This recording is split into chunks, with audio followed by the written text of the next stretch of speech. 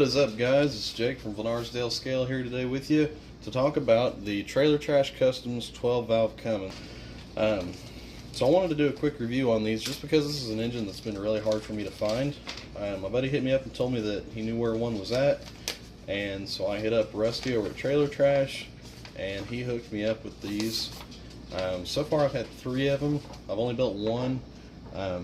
One I sent to a friend of mine that found them for me, and then this one that I kept to do a review on.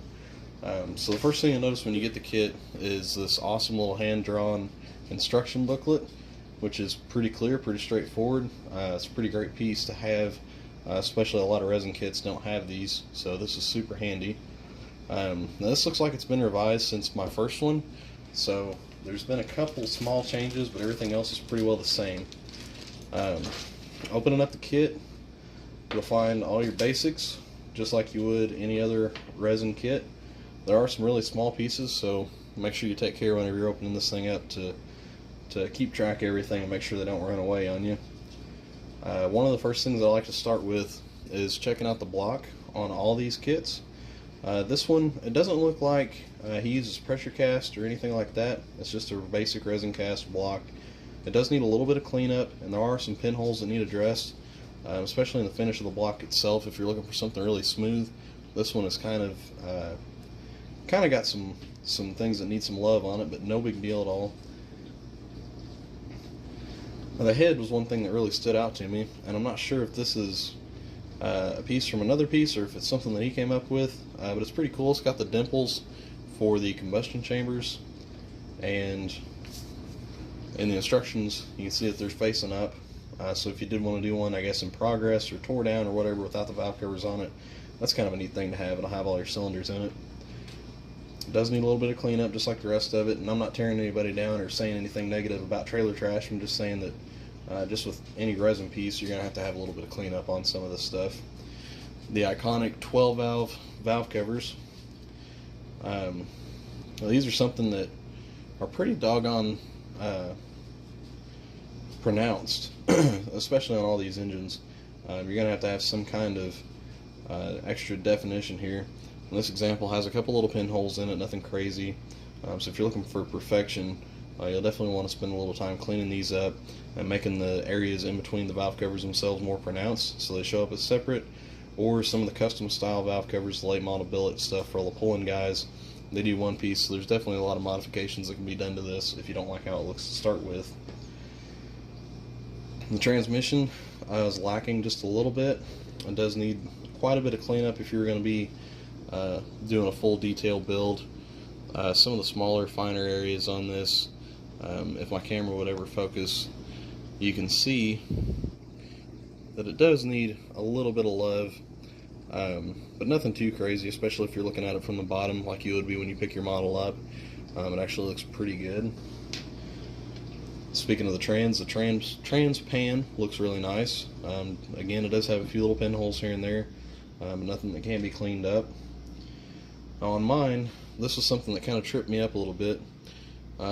Your serpentine assembly on mine was pretty thick in the overcast here, so just be careful. The belt is pretty thin, so you may want to take your time when cleaning this up and maybe pre-drill some holes to cut away and just kind of nibble at that stuff. That was an issue that I had on mine, and it was just from me not being careful enough whenever I built it the first time. My only 2 real gripes about this kit are pretty simple and easy to fix. The fan is pretty rough cast, and it was like this on both of them, both examples that I actually opened up and played with.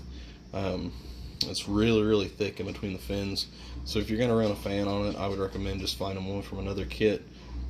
Not a huge deal and not a deal breaker by any means, but just something that can be worked with, and it can be cleaned up. I cleaned mine up, but one of the fins broke off, so I just kind of ended up using something else. Oil pan has a few little pinholes in it that can be cleaned up. That's one of the areas that I would like to see cleaned up on the kit itself, is just to have these little things picked up, because they're kind of hard to fix here and there, but no biggie on that. My only other area that I don't particularly like on these engines is the pump. It's got a little bit of definition to it, and the back side of the pump actually looks really nice.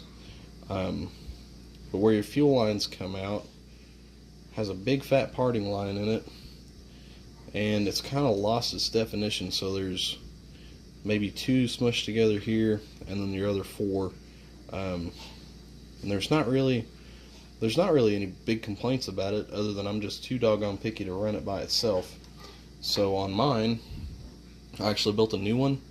It's not perfect either, but it's a little bit cleaner, a little bit closer of a representation than this one. I did cut the back half off of the housing to use on the back of mine, so everything looks kind of stock. And I'm going to go through and use a pin vise and drill these out and actually run fuel lines and things like that, just because I want a closer representation on mine than the usual ones. But if you're going to be building this kit straight from the box, this is one of the only areas that really needs addressed. Have your intake manifold, pretty simple, pretty straightforward. On mine, I had an issue with the crossover not being in the right spot and not being long enough. This is a representation of an early 12 valve that wasn't intercooled, so you may want to build a new one of these, or you may have better luck than I did with getting it to fit, but no biggie there. The exhaust manifold will need some love in between the ports, just needs cleaned up a little bit.